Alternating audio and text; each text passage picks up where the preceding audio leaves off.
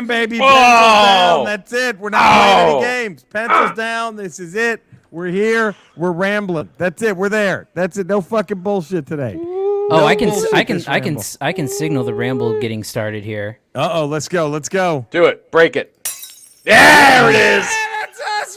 Business is about to pick up. Oh, more than ever, my God.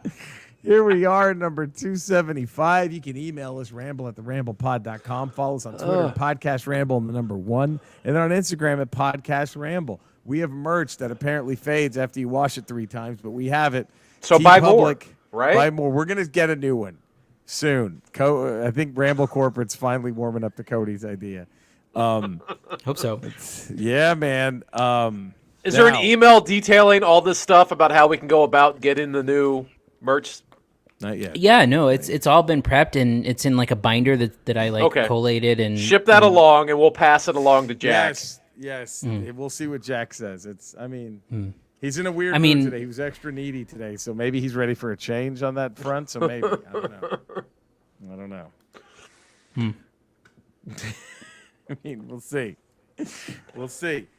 Dustin Jacobs says, I said what I said. Is Shawshank a good film? Of course. You're going to watch Shawshank over The Running Man only if you don't have an appreciation for one of our greatest thespians, Arnold Schwarzenegger. That's true. So, by the way, hold on. We're not going to let that slide here. Okay. Because he said it is he didn't say it was better than Shawshank. He said it was the best Stephen King adaptation. So if you throw away Shawshank and go, sure, Running Man is better than Shawshank, you still have what? Let's go through here. Like The Shining. The Shining. You have Sleep. Yeah, Dr. Sleep. You have The Mist. You have The Green Mile. You have The Green Mile. You know, it was actually not bad. It was a TV movie version of Salem's Lot back in the early '80s. That Tobe Hooper directed. That was a good one. What was the one with the cat that saved the little girl from the little fucking Cat's Eye? Cat's Eye. Yeah, fuck yeah, that was great. Creep Show. He co-wrote that motherfucker. Gerald's Game. Now, Dustin also says, keep in mind that Forrest Gump beat Shawshank for Best Picture. If Running Man went up against Forrest Gump, Gump wouldn't have even been nominated. It's the same damn film. That I do agree with. Two men who speak some form of English that is unintelligible run for their lives. However, one has Jesse, the Navy fucking SEAL Ventura. The other has Lieutenant Dan. Come on. You're going to bring if I'm not mistaken, ass-kicking contest? I think not, Gorilla. Forrest Gump also beat Pulp Fiction that year, It too. did beat Pulp Fiction. It sure did. Speaking of wrestlers and movies, if he hasn't already seen the Masterworks Cinema, I think Cody should watch Suburban Commando, Hulk Hogan, The Undertaker, Christopher Lloyd. Maybe a double feature with No Holds Barred. You can't lose, brother. Serious note, Running Man is clearly built for the arcade dweller of the 80s. 87 was a great year, and a perfect companion piece is RoboCop, which is an A+++++++. Running Man is sadly only like an A++. I, like Eddie, don't think it's nearly long enough to get its entire beautiful message across. Imagine Morgan Freeman in the rebellion leader role. Imagine Running Man with Morgan Freeman's voiceover for 4 hours of amazing visuals. Freeman's voice is not necessary, but talk about the cherry on top of the sundae. Edgar Wright is fucked. Right? Eddie, do you want to be him right now? Do you want to be Edgar Wright trying to make this movie? I don't want to be that guy right now. That's just those shoes are so big. Big. So big. I mean, god damn. They're dynamo-sized. Right, there it is. See, Cody. Dynamo-sized shoes to Would fill. you be surprised if Edgar Wright doesn't complete this movie and then retires? You know what? I wouldn't be surprised if he quit halfway through. The pressure gets so much, right? He just and he cracks, never directs again, and he's done. He's done. That would not be shocking. Not shocking at all. Graham and Face, greetings from the Great White North fellow Ramblers. Evil Commish, excellent pull from the CFL and the Angelo Mosca and Joe Cap fist fight. Canadians are nice, unless there's football involved. Stick it up your arse. Dodges Kane with the sportsmanship defense. Punch to the schnoz rebuttal. Canadians are always nice unless there's hockey or football involved. Also, speaking of Ramble 274 and the power of love with some Jerry Eddie Ramble field time traveling shenanigans, he gives us a mock-up of the Autobot DeLorean, Marty McPrime. That's pretty nice. Ooh. Colin Maggs, hey, Jerry, Eddie, Cody, and the Nazi Lego dealers of Frankensteins. Max. Hope everyone had a great week. I like how he also addressed the Nazi dealers at Frankenstein. Eddie, should we give them a slot? Do you think we should Cody, what do you think, Cody? Every Ramble we give the Frankenstein Nazi booth like a few minutes? They might need it. Yeah, why not? They should. I mean, equal air. time. Equal air. Will they pay us? Will they pay us more than our other sponsor? Oh, that's a good question. I heard a rumor that the Pied Piper of Hamlin. They can't pay us less. Oh shit! Colin says, I heard a rumor that the Pied Piper of Hamlin story is actually based on Eddie and his harmonica. He cleared the rats out of Myrtle Beach, but instead of taking the town's children being lured away after payment, he was denied. He lured all the women away with the luscious tunes from his harp, and after he crushed all the town's puss, he left. This also explains there's a lot of people related to each other in that area. Eddie, do you want to talk about this? I'm not going to deny. Okay. Could be There we based go. in some truth. Might be something to that. But that actually derives from the original story that really truly happened. This predates the Civil War. Oh my God. Yeah.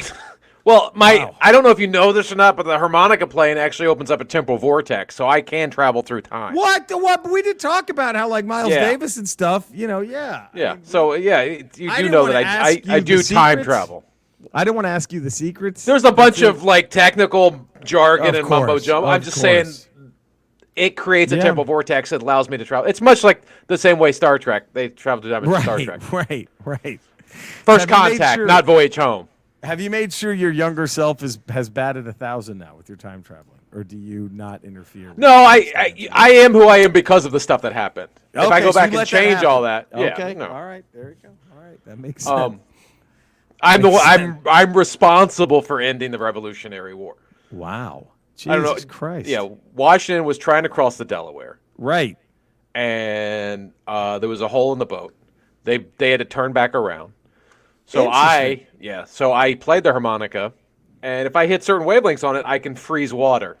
So I froze. How do we not? Jesus. I froze the Delaware. Well, They let me were ask able you to- then- Well, then I have a new question then. How many times has Lin-Manuel Miranda bugged you to let you play him back in time so he can add you into Hamilton? I blocked him Wow. on my phone. That's how many times. Because he wants to go back and rewrite Hamilton, including you in it, correct? Yes. And I'm not changing history, Right. You just except for the Delaware thing. that's it. And you don't want that to be in a musical. No. Serious? One, I don't like musicals. So There if I'm not is, going to sit yep. through it, why do I want it made? Why do you want to watch it? Yeah. Exactly. No, yep. He wants to make a sci-fi thriller about it. I'm in. But he won't do that. And so, he's being stubborn. He's being So- basically he's the bad guy. In so all we're this. done. And Lynn, if you're listening to the Ramble, we're done. Wow. Ooh, that's fucking hard. Got a little heated. I'm sorry. It's okay, but I've never seen you that upset. That's crazy. I've never seen you that. For those listening and not watching, Eddie has tears streaming down his eyes right now. It's ugly. It's ugly. I've never seen. I could this freeze upset. him if I got a harmonic out right now. Wow, but you don't want to do that because I your don't- son's still awake, and Right. you don't want to have. Oh, great! Here's what I'll never achieve. You Right. don't need that. And then that's 3 hours of therapy I got to deal with tonight. Right? Jesus, who needs that? Fuck. Well, you know what? Where we at right now? Let's see. 8 minutes and 20. Let's hit the music. That's a Oh, good yeah. intro. Why not? Bam! Let's do it, baby. Oh, this one. Let's just if you know the words, right? We always do. We always do. Oh, thinking about our younger years, there was only you and me. We were young and wild and free. Now nothing can take you away from me. We've been down that road before, Oh. but that's over now. You keep me coming back for more. Baby, you're all that I want. When you're lying here in my arms, I'm finding it hard to believe we're in heaven, and love is all that I need. And I found it there in your heart. It isn't too hard to see. We're in heaven. Yes, we are, baby. This is an equivalent Ramble 250, 275. How about that? 275. Huh? Wow. What are we doing for 300? We got to start talking about that. We gotta start planning 300. Man, Eddie, real quick, Yeah. because Cody wasn't really around for the heyday of Bryan Adams' Heaven. No. Was that one of the all-time figure banging anthems? What do you think? Is that how high? I don't know if you have a better finger banging song, No, there's nothing in that. then we're in heaven. I feel like maybe Bryan Adams has a few of those, right? He died. But- Yeah. Most of them are the back seat of a car finger banging songs. Right. That song in particular, you could do under the table at a booth at a Dairy Queen. Yes, that is 1,000%. We're never. You could in the Dairy Queen, just I'm talking peak hours, like 2 Boom. p.m. You right after school lets out. That's where it happens. You could finger If that bang comes under on- in a if that booth. comes on, Oh yeah. baby, you all that I want. Forget it. I mean, you got a blizzard in one hand, and then And you're knuckles deep in the other. Knuckles deep in Pune.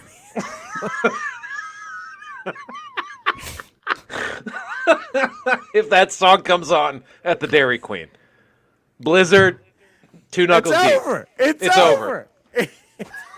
2 knuckles deep, and a blizzard. We're in heaven. Oh man. Your only problem is, how do I put the spoon in my mouth? Exactly. That's the issue. That's the issue. That's the but I mean, heck of a problem to have. Maybe she can feed it to you. There it is. You're putting While you're her in finger heaven. banging. You're putting her in heaven.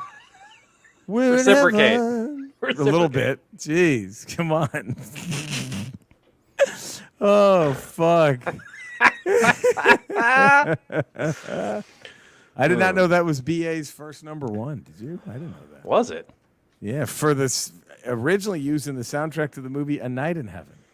Yeah. Which was a massive bomb, which I don't think I ever saw A Night in Heaven. So Cody's off the hook right now. For good one thing, I don't think he's off the Sounds good. I'm gonna look it up. What's it called? A Night in Heaven. A Night in Heaven, We're in heaven. 1983, 83's A Night in Heaven. starring That song- Christopher Atkins. Yeah. Did you ever see that movie, Eddie? I don't I ever think I think did. was- I think I did. Christopher Atkins won a Razzie for that movie. Oh, worst actor. Look Worst at that. actor. Wow. I wonder if it won any Best more. worst actor. Best worst actor. That's amazing. Critical response. Yeah. Ooh, this is not. Jeez, Roger Ebert found it a very confusing movie. Yeah. The New York Times dismissed the film, writing "All boredom breaks loose."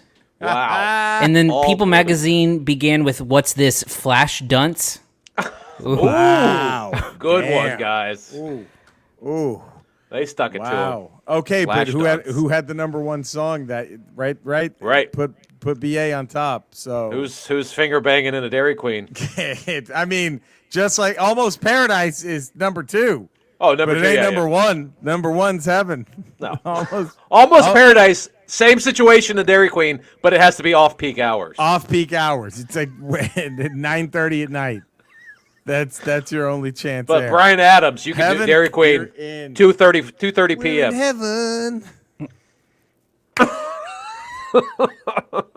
Honey, you came out for finger banging songs talk. Hope you're excited for that, Andre. Play it right now. You could probably finger bang right now while you're doing the ramble if you play that song. If we wouldn't get shut off the air, if I played Heaven, no question, she'd insist I finger bang her if I put it. Baby, you During the are what ramble. I want. Yeah, you're in heaven.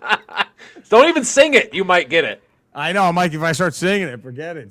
That might be enough. When a line is by your Look, side. she's going to take your hand. She's just going to grab your hand. She went for it. I had to move it away. She went for it. She went for it. Oh fuck! Amazing, fucking amazing. Maybe we should do top 5 finger banging songs. Do we do this? Maybe a Should ramble that down the be road. should that be the next one? Top 5 finger banging songs. You know what? That's it. I'm calling an audible. Ramble 276. Top 5. Although we know what 1 and 2 are already, I think. But Okay, those can't be on the list. what? Wow. Eddie's So let's making it see. tough. Let's see if we can get top 5 without those two, since we Okay. already know that's 1 and 2. Right, so they're out. So top 5 so technically it's top 5 finger banging songs that aren't Heaven by Bryan Adams or Almost Paradise with Ann Wilson and Mike Reno. All right, I'm in. That's gonna be tough. It's gonna be a tough Yeah. one. That's a tough one. Wow. I don't envy the Ramblers on that. I do not envy the Ramblers on that one. Man.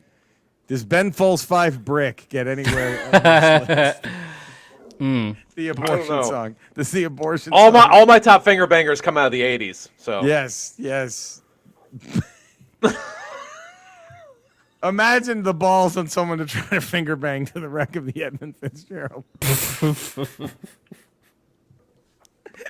And imagine the confidence you have if you go for it. she's like, "What are you doing? What the fuck is happening right now?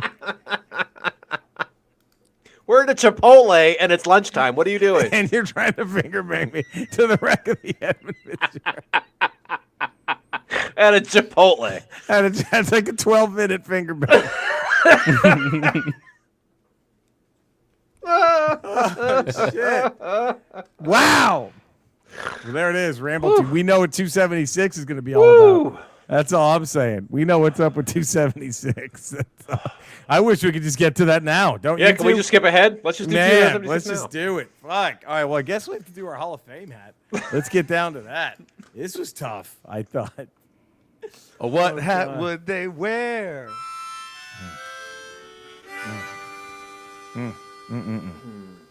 Something else, buddy. That's Thank something you. else. Yeah.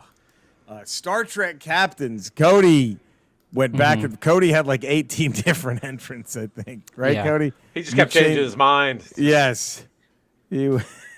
Yeah, it was just so tough because there's so many Star Treks, and so Right. you just got to be like, which one to pick? I don't know. Captains. Could you go Cisco from Deep Space Nine? Could you go the Yeah. woman on Voyage? Forgot her You got name, the captain on Enterprise. Voyage. Enterprise. Scott Bakula's character. That guy. There's a lot there. A whole lot there.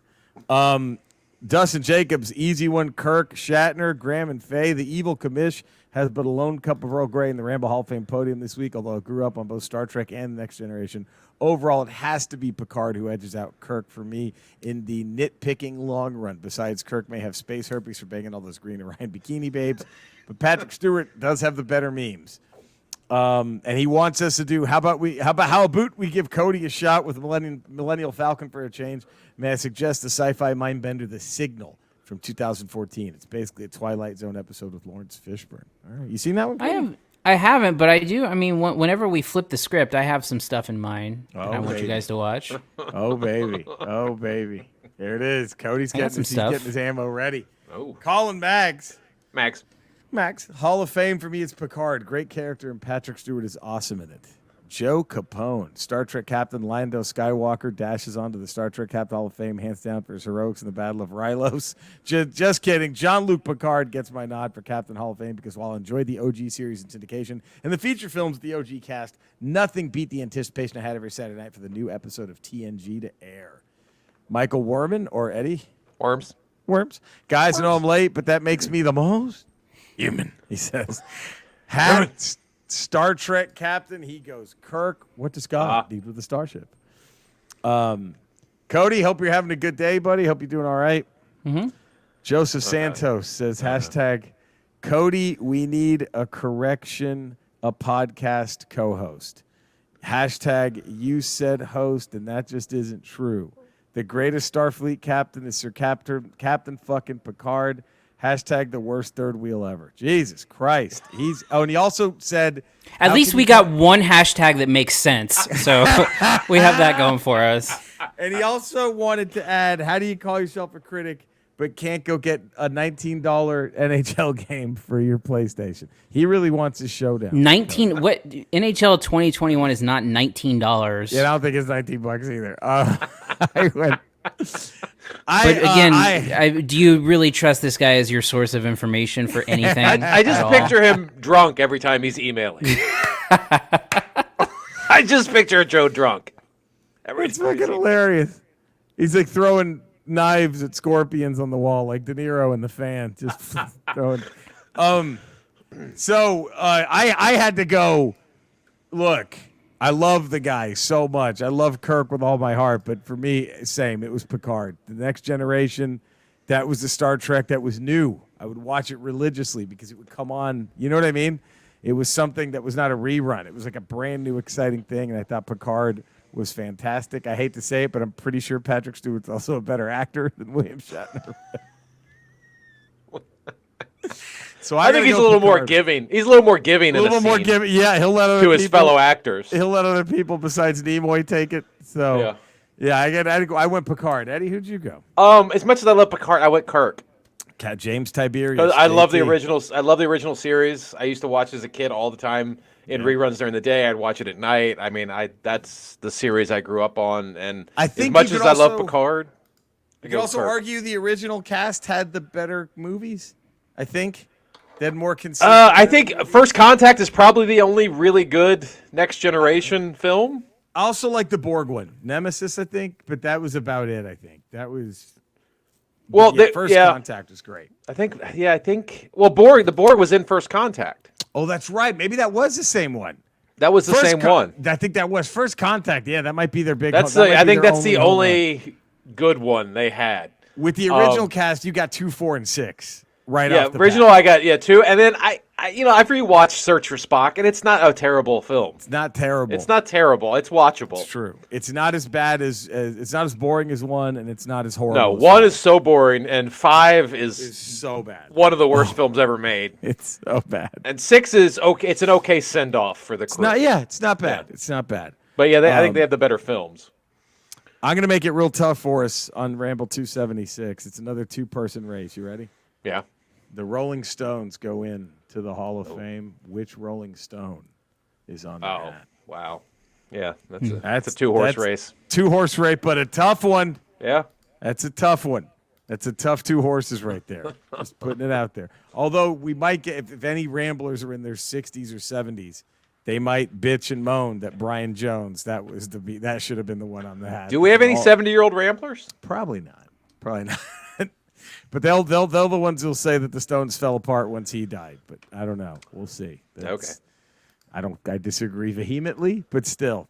There we go. Ramble 276, the Rolling Stones. Let's open, let's close, it's encore, right? Yeah. Yeah. Let's do it. Open, close, and encore. Wow.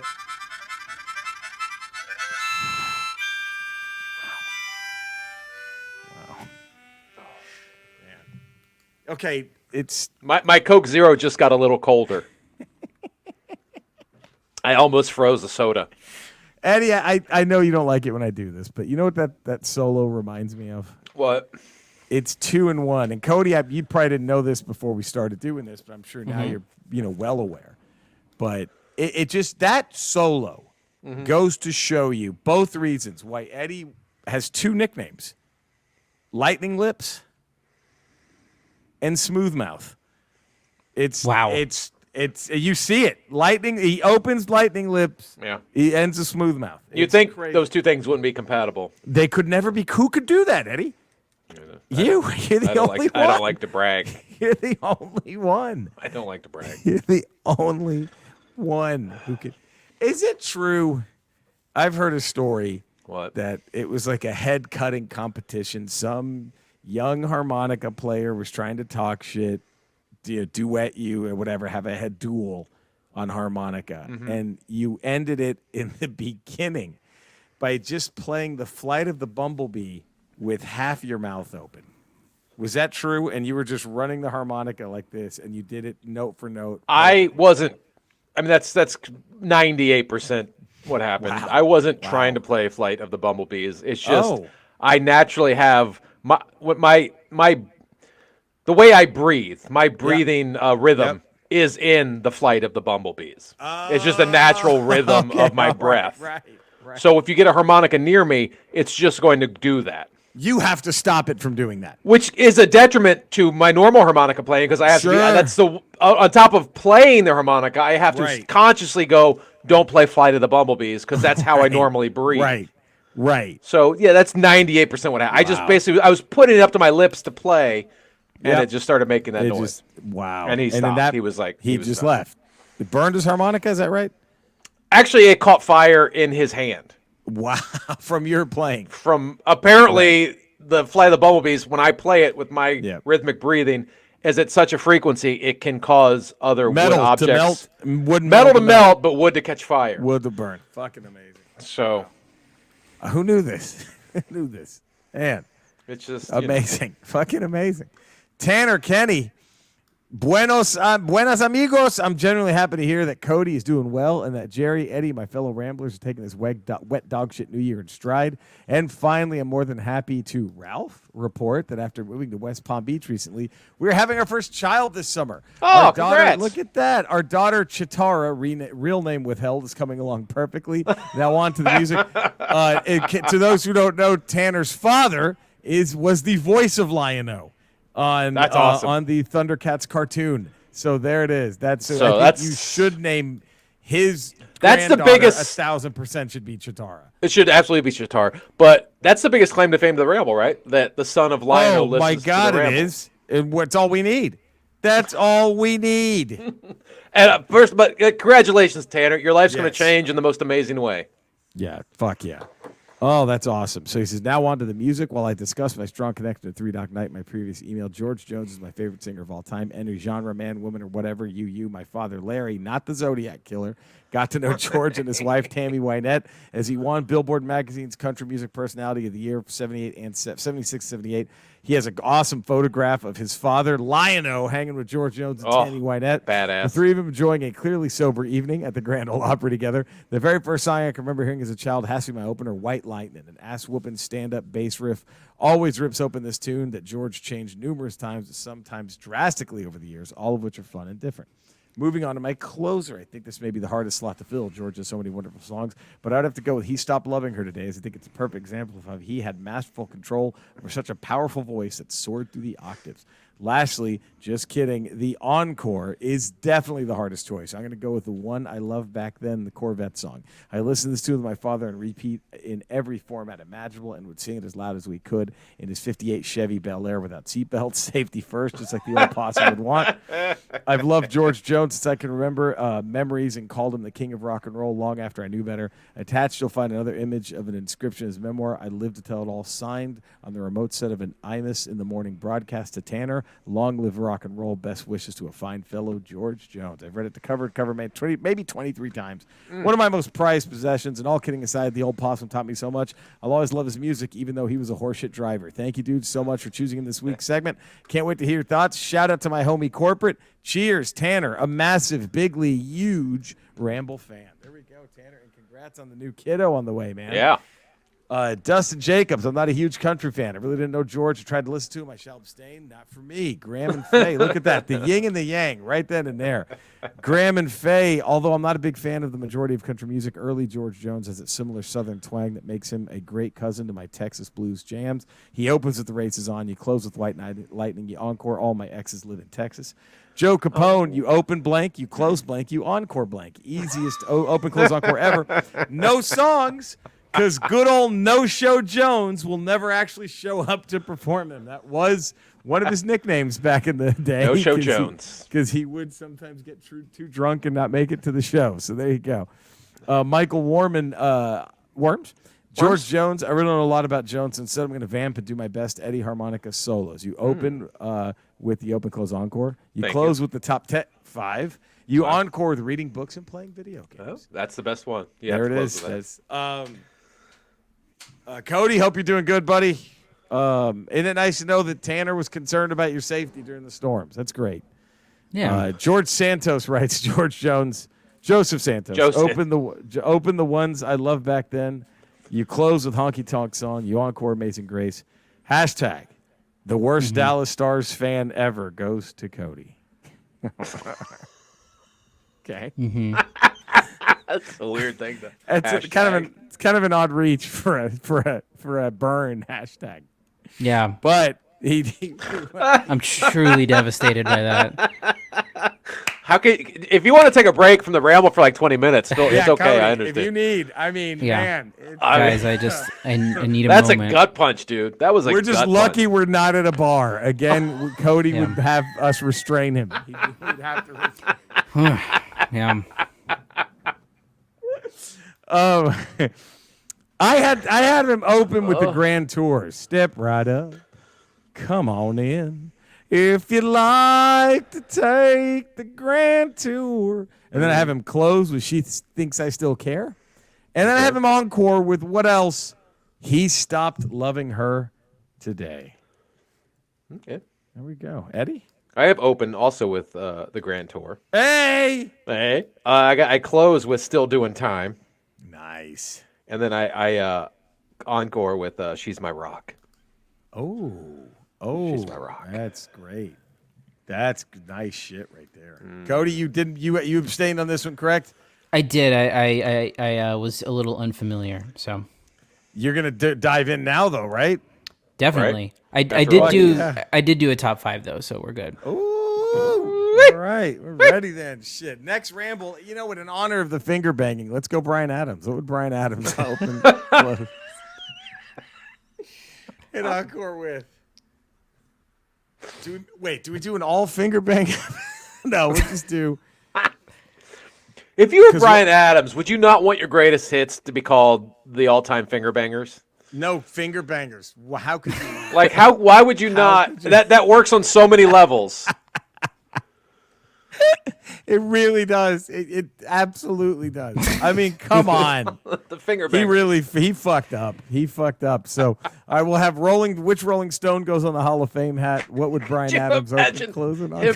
Pitching that to his manager, going, "Hey, look, my greatest hits is coming up. I want to call it the finger bangers."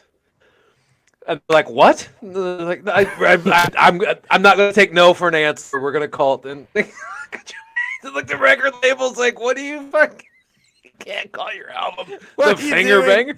You dumb motherfucker. No, we're doing it. I'm in. Oh fuck. Are we releasing this or not? I'll do it myself. I'll pay for it myself if I have to. We're calling my greatest hits the finger bangers. They're my hits. Wow. Oh God. Oh. Graham and Faye. Oh, whoa. Sorry. I forgot. We gotta play the song. Listening. Yeah. Reading No, video come on. games. Come Playing on. video games. I'm reading books. I'm playing video games. Bring your pussy over here. We're reading books and playing games.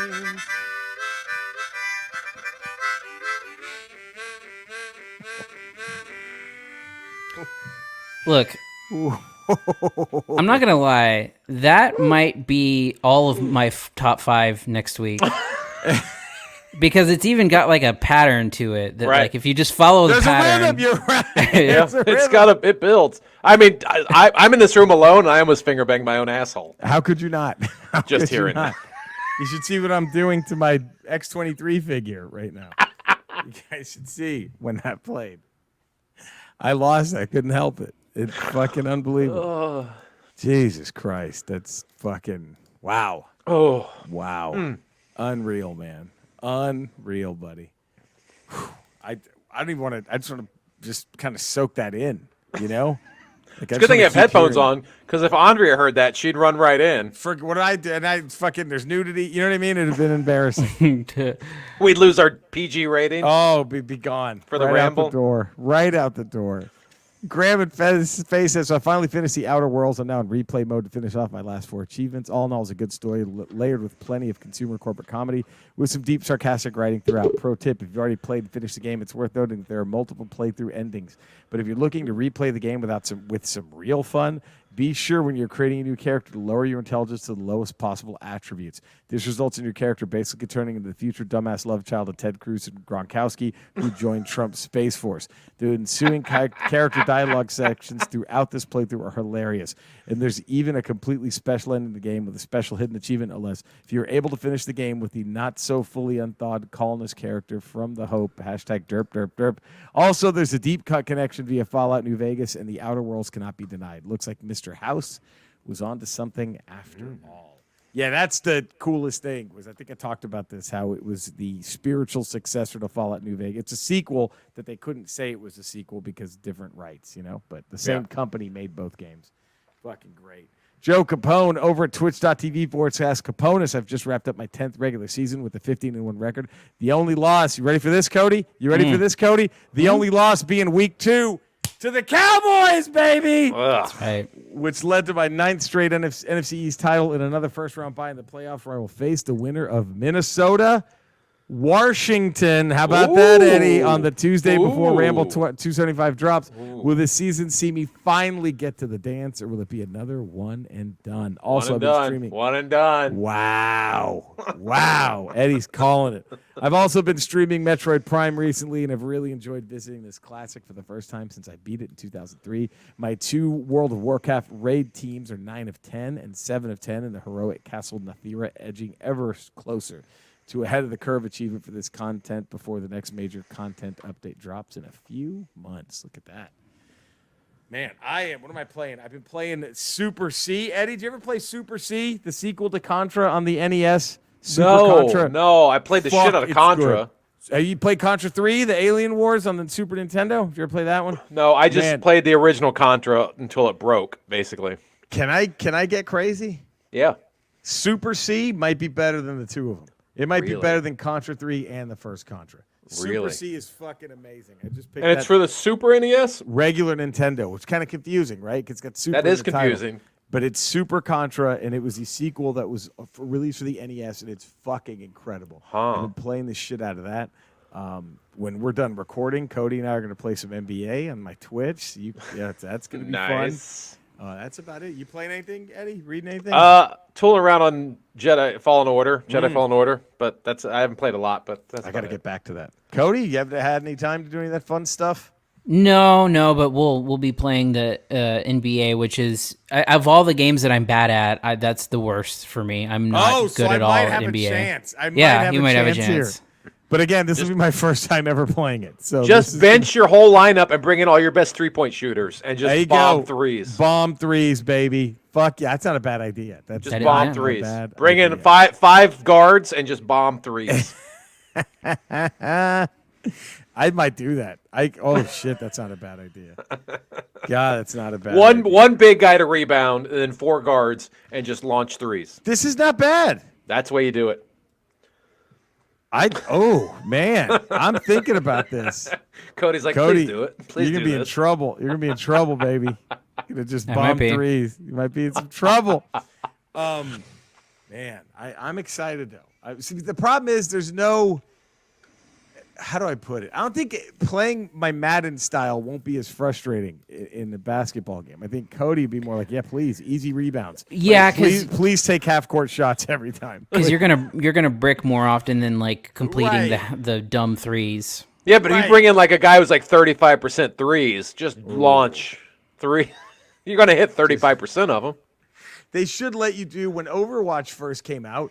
They had this thing if you're playing online, everyone could pick the same character to play as. So you would have like you're not supposed to do that, but Yeah. you would have like 5 of the same person on one team. I should just have 5 Steph Currys and just shoot. Yeah, just launch Right? threes. Just launch 3. That's why I used to do in Tecmo basketball. I would just bring in like 3 shooting guards and just pass it down to shoot, the corner shoot, and shoot shoot. threes. And I bet you were damn good at it. I bet you had Damn good. damn good. Damn good. Do you remember Bulls versus Lakers? I think that was a game. Yeah. That was a good one. That was a great good game. one too. I forgot that guy who played for the Bulls, a big white guy. Come in. What's his name? Cartwright? No, not Cartwright. Cartwright was the Wouldn't block. It was Will Purdue. Will Maybe he was a Purdue former and then Mav. Luke Longley. Luke Long. This might have been before Long. I remember he ran like he was just like Right. this, like the It's other probably team's already Will gone, Purdue. Yeah. and he was like still coming like that. I remember that. We'd all my cousin. Well, it's like Kevin McHale on that Lakers game, on that Right. Celtics Lakers game. He took forever to get down court. It was weird. Do you think I felt bad watching that? Like, what the fuck is this? He's playing. He's like, come on. I have 3 rings. I'm one of the best power forwards who ever lived. Are you really doing this? You really doing this to me? I mean, is he better than Barkley, McHale? He's up there. I don't know if he's better than, but goddamn, I mean, he's I up think he's there. better than Barkley. God, I think he's better mean, than Barkley. Barkley always said that was my toughest cover. Was McHale. That was my toughest cover ever. And I look, greatest power forwards of all time. I'm gonna be a little biased, but number 1 has to be Duncan, and then number 2 is either Dirk or KG. You just flip a coin. You And don't then put the Karl fourth- Malone in there? He's after they all got rings. Those 3 got rings, baby. Malone joined the Lakers with Shaq and Kobe and couldn't fucking do it. No, I'm not putting him in there. Fuck that guy. Fuck that guy. They all had that's what keeps Malone out of the top 3. He didn't have a ring. But then I go I might put McHale over, but I don't know. I'd probably go Malone then McHale. I think that'd be the top 5. But McHale's got like 3 rings. I know, but I don't know who's but Malone was such a great scorer. I think I would do McHale too. Then that's what I said. I think I would do McHale. I would do those guys. That's your 4. Then it's Malone. Then Barkley. I think, but I might even just because I never liked Malone, I might put Barkley over Malone anyway. I don't know. Just because Malone was, whatever. Does Malone score that much if he doesn't have what's his face Stockton to run that pick and roll? No, fuck. If they're not like worried about the pick and roll, does Malone score as much? It's a great question because he I don't remember, but he wasn't the reason that the Lakers got past the Spurs that year. It was a bullshit where they gave Derek Fisher 8 seconds to shoot that fucking ball. I don't recall that. He had .4. He's able to catch it, turn, and shoot. And then it's like, wait a minute. How did he catch it, turn, and then shoot? And somehow that counted. But that wasn't Malone. That was Fisher. And then they got pretty much creamed by the Pistons. Pistons just ran circles around them. Yeah. So Lakers were so slow and old by that point. Yep. Man, that was the Pistons just ran. I can't believe that team went to back-to-back NBA title games. Yeah, the Pistons. Oh my God, yeah. If you end it with Duncan's shot, if Duncan makes that shot and its time expires, there's no way the Lakers beat the Spurs that series. No chance. Yeah. And I don't think the Spurs lose to the Pistons. Fuck no, they wouldn't have lost to the Pistons. I don't know how that team won an NBA title. The Pistons? Rip Hamilton. Tayshaun Prince. Chauncey Billups. Chauncey Billups and the Wallace brothers. They just basically gassed the Lakers. They gassed them. And then they won. It was wasn't that also when the Eastern Conference was kind of getting really shitty too? Because it was after. Well, was that was the end of the Lakers dynasty in like 2004, right? Yeah. But it was also like the Eastern Conference, like all their biggest superstars were guys that were fucking Jordan's age. I mean, they beat Reggie Miller and to get past Indiana. You know what I mean? Like it was. Yeah. So anyway, look heavy NBA talk. It's all in anticipation for Cody. Nice game tonight. That's what I think. All right, let's do it. Let's fucking rank some WandaVision, baby. Let's get to this. It's the time of the show where we rank the top 10. 5.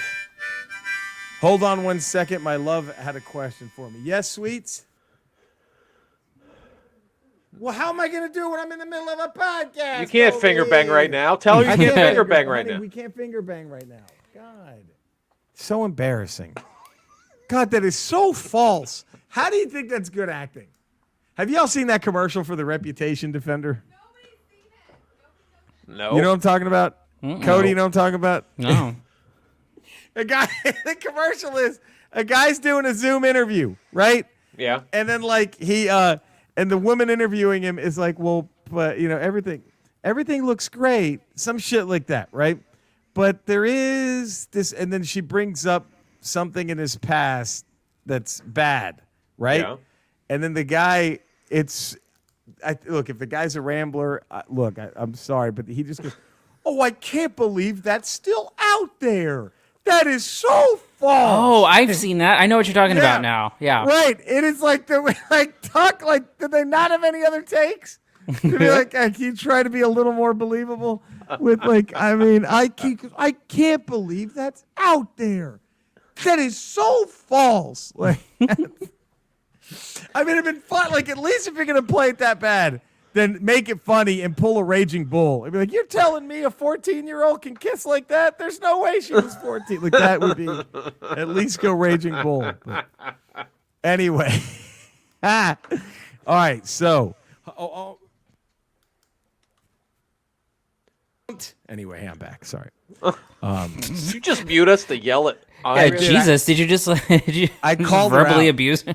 I did. What I said was, maybe you can read lips on the. I said you could be a peach and order it for me, but I know you won't. She's not gonna. There's no fucking way she's gonna order it for me. Well, you're not finger banging, so why would she? Why should she? I'm not finger banging. Why should she? What's good for the goose?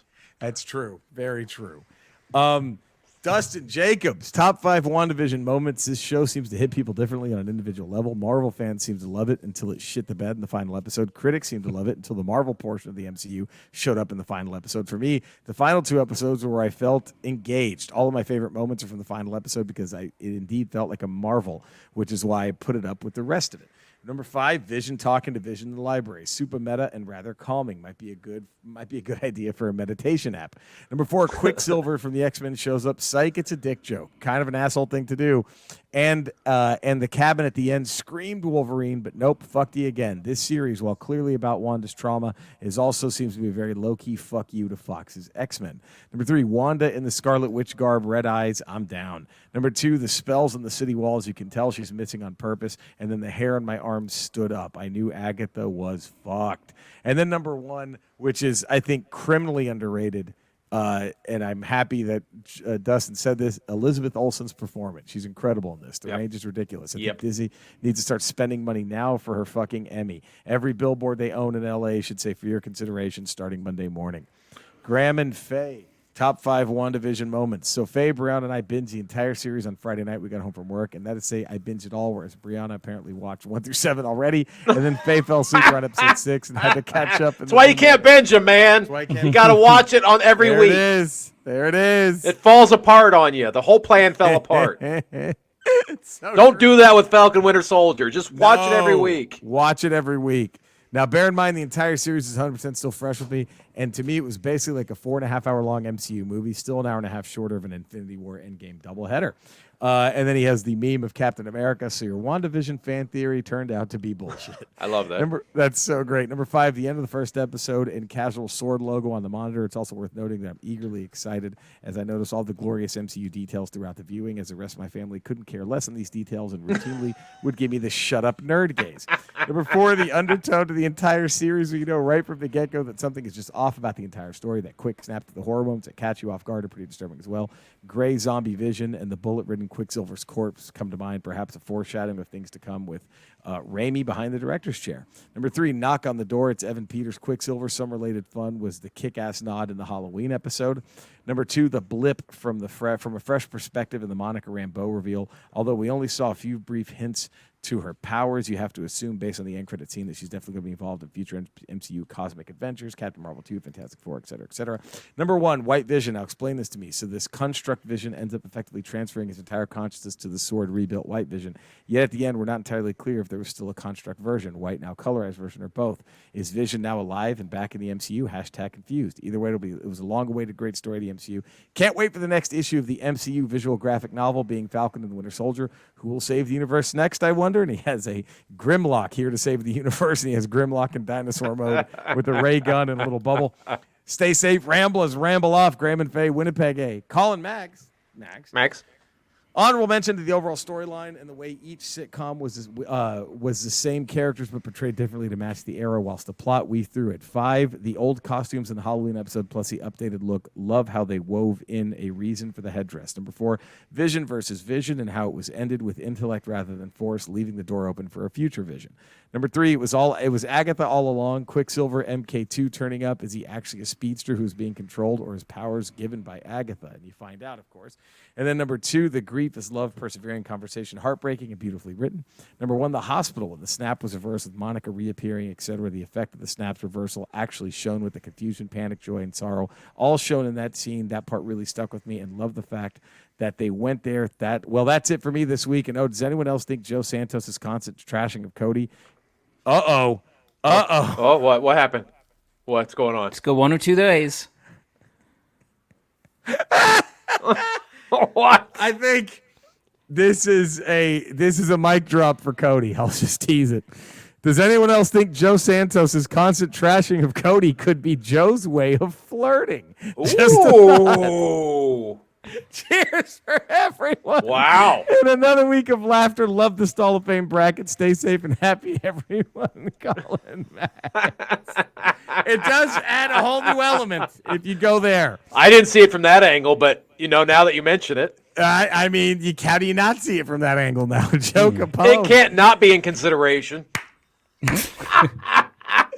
Oh, fuck. fuck? Joe Capone says number 5, X-Men Pietro appears. Photon power begins to manifest in Monica. Number 3, Behold the White Vision. Number 2, Vision, what is grief if not love? Persevering chat with Wanda when he's trying to comfort her. And number 1, Agatha traps and confronts Wanda and plays This Is Your Life with her from Michael Werman.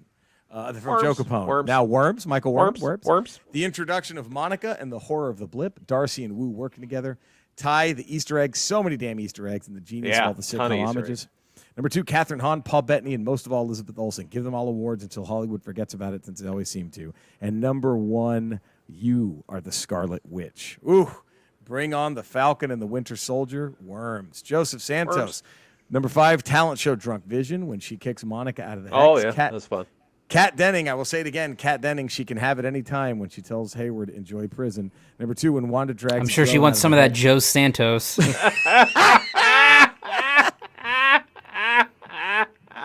And number 1, Wanda's Phoenix moment in the last episode. Hashtag, how does a movie critic opt out of the one part of the show that has to do with movies?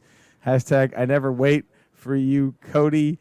You wait. I never wait for you, This is flirting, Cody. isn't it? Yes, you rent worth the time. And hashtag, just in case you said I am the host or some crap after my first hashtag. Hashtag, I think the first person who's speaking on the podcast is the host. The second person, and then you're the third wheel. All hashtags. Joseph Santos. He's Cody, drunk. He's got to be This is drunk. heavy. Or heavy flirting. I'm starting to think. Mags is on to something. Yeah, Wow. I would be offended if I could understand whatever he was saying, but I just what is this? Fuck. Well, I'll go. My number 5. My honorable mention was the entire Bewitched tribute episode. That was probably my favorite of the sitcom tribute episodes. Was the Bewitched one. But my number 5 was Monica coming back from the snap and the chaos of the snap, as opposed to how the return from the snap was played for comic relief in Spider-Man. Right. And this was a much more chaotic version. Yes. Cody, your number 5? My number 5 was the Pietro reveal, which is it's only number 5 and not higher because it ended up being a terrible payoff. idea. Not a payoff. So Eddie, your number 5. I love the balls of them doing that. Boner. That's just like Boner. That's Fuck. a joke. Boner. I had so many favorite moments. I'm trying to cram them into like 5. This one list that, weren't easy. It wasn't one that I just for some reason it really got me. It was in the first episode when detective with an FBI agent. What's this guy? I can't think of his name right now. Wu. Woo. When Wu just flicks his card up and he's doing the hand magic from the callback from Ant-Man and the Wasp. Yep. Like just that they great. connected that in such a subtle way. I'm just like, That was great. the way it just shows like how hyper aware they are of every single moment they do something in the MCU, whether it's the Disney Plus series or their movies. Everything is drawn in and connected in some way, and was just that moment. Not so much that moment, just the way that moment symbolizes a way they've connected every single thing that happens. Yep. Oh, fuck yeah. That's a great one. That's great. My number 4 is got to be when Wanda pulls the coming right up con and tricks Agatha into being surrounded by Wanda's runes. That was, I love the rune switcheroo outside out in the city. Cody, your number 4. My number 4 was, I believe it was the first episode where they're having the dinner party and the guy starts choking and Wanda just kind of oh god, that was so creepy. Does nothing. That was great. Yes. And Vision's like, Wanda, like waiting for her to give him the all clear. Oh, Eddie, your number 4. My number 4, again, it's more of a generalization of the way they did the different decades or the different genres of sitcoms in sort of a chronological order. And then when you see that one scene where she is sitting in the ruins of the house and she opens up the deed, it says for us to grow old in V. And then you realize, oh, that's why she did that, because that's them sharing an entire life together through decades. And then when that all clicked together, I'm like, oh, so it wasn't just a cool way to tell a story, but it had an overall general meaning to it. Yep. That was great. Killer shit. My number 3 was, it was Agatha all along. Yeah. I just love that little Munsters tribute. That's my number 3. That's my number 3. Hey, Cody. Yay. You're number 3. My number 3. This was a really subtle moment, but it was in the Modern Family episode Yes. where there's a moment where something is going on and they pan up to Vision and he's just staring right into the camera. Yeah. It's like a total nod to The Office, and he's just staring right at the camera. It's very funny. But they nailed all the sitcoms. Tributes they got. They nailed everything. But my favorite one, Cody, on that one was when he angrily rips off his mic. Like, okay, I'm done with this. Yeah. Like, that's good. Why am I here? What am I doing? Why am I? Oh man. My number 2, Vision versus Vision. That's my number 2. Look at this, Eddie. Look at that. Eddie, you're number 2. My number 2 is the showing the after the blip opening of the episode. Yep. Oh, so great. That was the Monica coming back. That was so great. Fuck, that was such a... Because again, in Spider-Man, it was played for comedy, and that was the only time you saw it. And then in this, it's like, oh, this is... Could you imagine that, ground zero for the worst place to be in when a reverse hospital? snap a hospital? Like, man, God. Fuck, yeah, that was great. My number 1, I told y'all already. What else could it be? Just that final ending to the Family Ties episode when he says something about you can't, read my mind? You can't control You can't control my mind or something like that. And she goes, like, can't I? And you're like, wait, is she fucking evil? Like, that is just, and then that weird, awkward fight they have while the credits roll. Fuck, that was my number 1. Eddie, Cody, your number 1? My number 1 was the end of the episode where Wanda moved the borders of Westview and everything started transforming as it moved along. Turned into a circus. Everything. Oh, that was great. Eddie, you're number 1. Mine was the final battle when she was shooting her lightning bolt beams, magic beams at the wall, and you think she was missing, and then it turns into the spell that she learned from Agatha earlier, and you're like, okay, and then you just know at that point she's the Scarlet Witch, and you're not fucking with her. She's probably the most powerful person in the galaxy right now. I mean, geez, if Thanos comes back to that, he's toast. She almost beat Thanos before she even knew what she was doing. Now she knows what she's doing. Forget it. That dude is fucking dope. That dude. I mean, it's her and Captain Marvel, and I think she beats Captain Marvel because she can change reality. Yep. She can make Captain Marvel think she's in a jar. Yeah, or just having dinner with a friend. Yeah. If she could pull a Professor X. Oh, it's fucking this is, woof, great shit. Well, there we go. Next, Ramble 276, I believe. Top 5 finger banging songs. If Joe Santos has a lot of Cody hashtags in this next one, I think that's going to be a tell. It's a dead giveaway. Yeah, dead giveaway. Dead giveaway. Open, close, encore, Bryan Adams. And then Hall of Fame hat, which Rolling Stone. So there we go. How about that? You know where to find us. Thank you all for tuning in.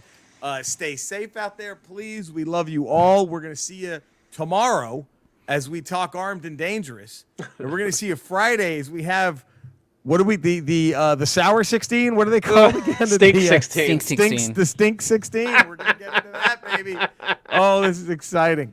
Thank you all for tuning in. We love you all. Stay safe. Cody, rock the music, and we'll see you next time. Boom. Oh.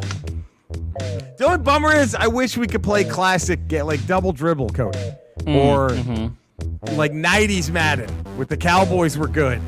Yeah. That's what I wish. That's what I wish. You guys got to play out like Super Tecmo Bowl. Shit Super like that. Tecmo Bowl 3. That's the one Joe Capone plays where you got updated rosters. Yeah. They've updated. That's pretty cool. Like, yeah, that would be fucking. Oh, man. Remember how state-of-the-art Madden was, Eddie? When he'd make a tackle. Tackle. You hear Madden go, great tackle. Boom. Tough guy. Boom, that's a tough play. When they went from Sega to the PlayStation and they did the complete overall change, the guys ran like scissors. Yes.